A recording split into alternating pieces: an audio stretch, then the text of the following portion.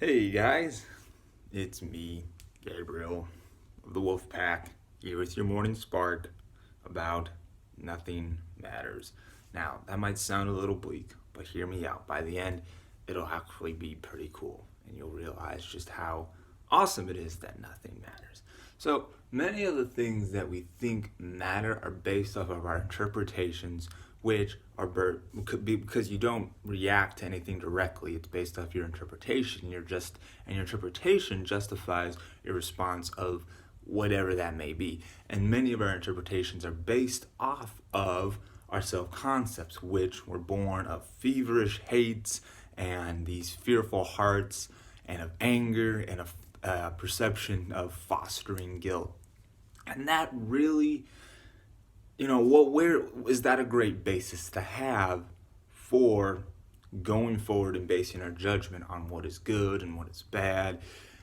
And we put all this investment on what matters and everything in between, because think about it, like, you'll get angry and jealous and upset at somebody because they're happy, because you think, oh well, they don't deserve happiness for X, Y, and Z because they're this kind of person. They don't deserve to get to be happy about it. What have you? Well, that's just based, you got to think, that's based off of your self-concept. It doesn't agree with your self-concept. And who's to say that your self-concept is necessarily right?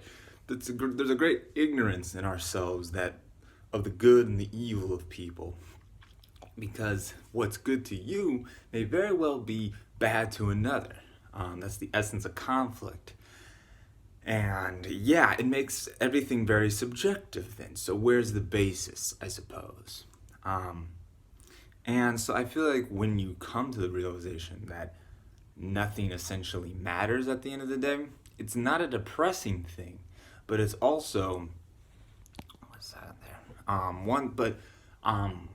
It should be regarded as this essence that because it doesn't matter, you aren't going to be so caught up in putting all this sense of investment in, oh, I have to do this or I have to do that. Because a lot of us also, we get really bent out of shape and really tear ourselves up with guilt because we did this quote unquote sinful thing, and then we just feel like God's gonna rain hailstone on us, or brimstone on us, and we're gonna just, it's this very grave thing.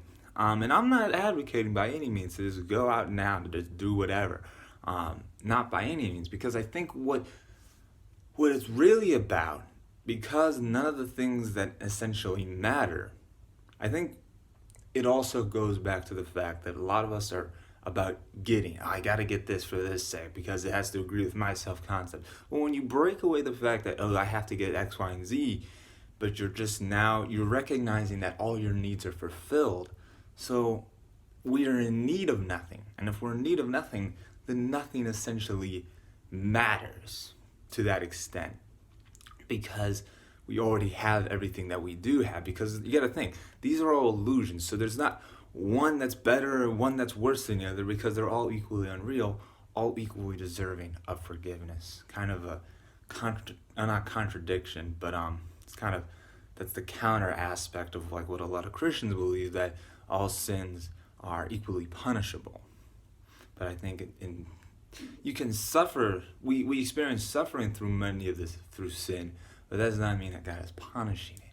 Now, with that being said, because they're all illusions and they're not real, that's why none of it matters. Don't have love of this world, the cares of this world.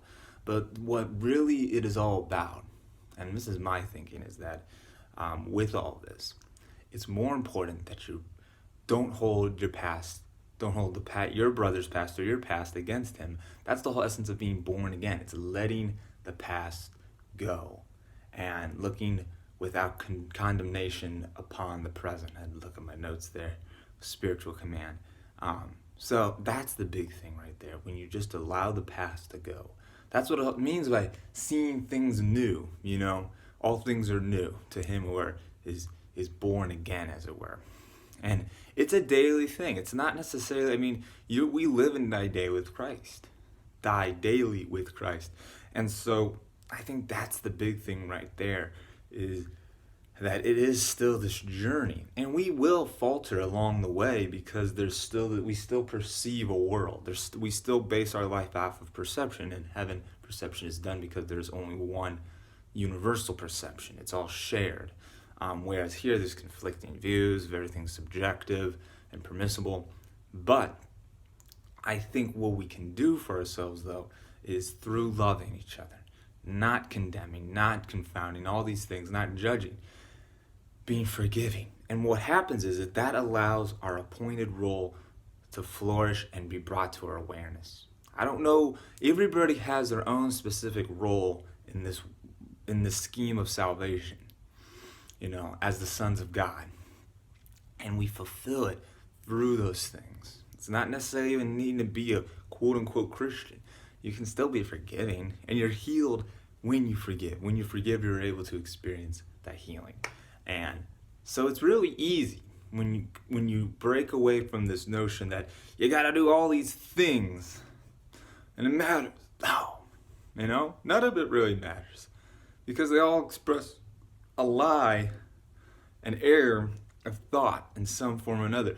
But the things that bring about the true self of forgiveness and love, peaceableness, all those things bring about the true man. And we can all do that today to each other. And it's beautiful, folks. So let's go forward with that. And let's just not worry about all the things of the world, and recognizing that the Holy Spirit has already, all of our needs are fulfilled through Him. So that's what I got for you. Hope it has helped. Comment, share, subscribe, all that good jazz. And let's have a beautiful day.